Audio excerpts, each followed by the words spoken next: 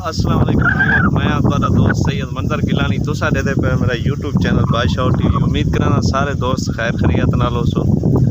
आज दी वीडियो शुरू करने तो पहले मेरे चैनल को सब्सक्राइब करके नो ते भला शुरू करने वीडियो।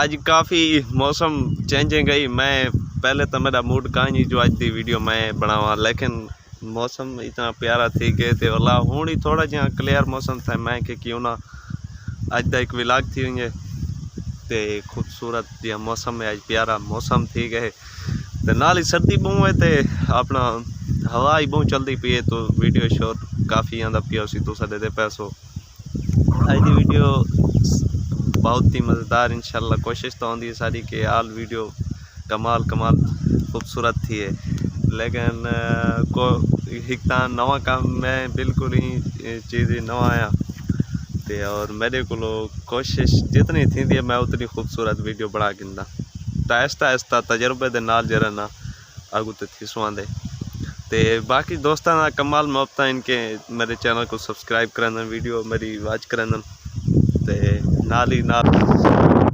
संगत गाल ये है कि यूट्यूब चैनल के हवाले नाल तो मैं एक चंद गाली मैं कि दसा चाह काफ़ी बिरा जरा नवे यूट्यूबर बने वदन ते जन कुछ दिल जा ख्वाहिशां इनके व्लॉग वीडियो किवें बनेंदी है तो किवें नहीं बनेंदी।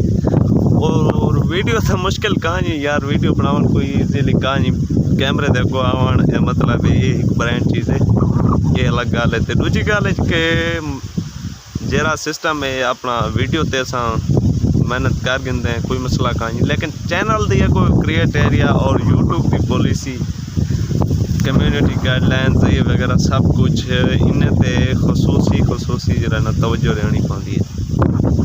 और इन हवाले नाल अगर असा गाल करूँ तो साडे यूट्यूब चैनल ते अपना थी वेंदे बहुत मेहनत मंगे मोनेटाइजेशन ऑन करन तक साकू रूल्स उन्हें फॉलो करने पौंदन। साकू ने मतलब जे पुलिस को तो पहले साकू ये करना पौंदे अपना संभालना पौंदे मैं दसा चाह यूट्यूब का क्रिएट एरिया पूरा करना पौंदे वॉच टाइम और सब्सक्राइबर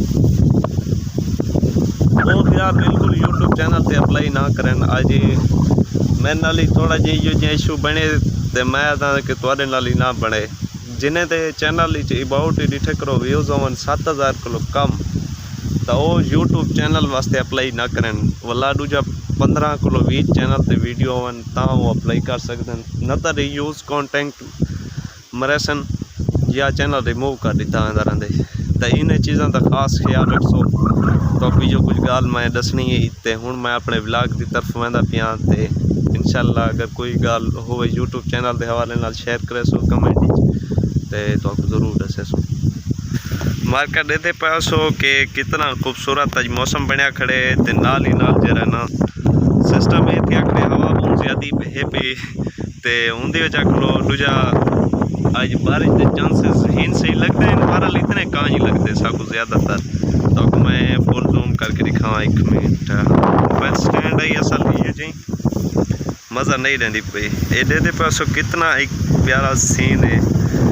मैं एक दिखावा चाहिए अपने व्यूअर्स को मेरे फेसबुक पेज के उत्ते आज वीडियो अपलोड थी होनी है तो मैं कमाल खूबसूरत थी है। आज तो कोई एक वही रात की गल असा कि कई दोस्त मतलब ये सोचते असन कि टिकटॉक वगैरह आते हैं मेरी वीडियो कोई कितनी न देते टिकटॉक को मैं खा रही है यार। मैं सीधी पूछो मैं टिकटॉक से पहले वीडियो बनाता रहा ना भी, लेकिन बस तार आ गई है तो बाद मैं टिकटॉक को बिल्कुल अनइंस्टॉल कर छोड़ी।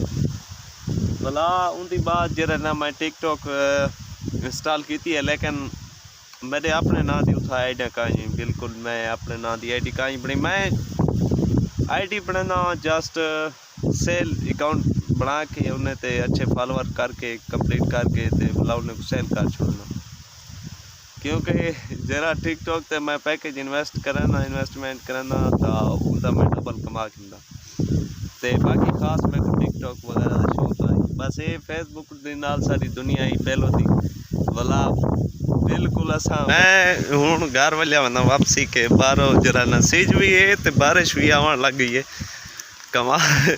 आज तो मौजा थी गए कणी मोटी आंधी खड़ी है बारिश की तो सिज भी है तो बारिश भी नाल आंधी खड़ी है। तो बारिश काफ़ी सख्त लगती पई है। बारिश जरा मौसम काफ़ी ज़्यादा अज जरा खुशगवार थी गए। चलो अल्लाह पाक की रहमत थी गई तो हूँ बारिश फुल आवन लगी।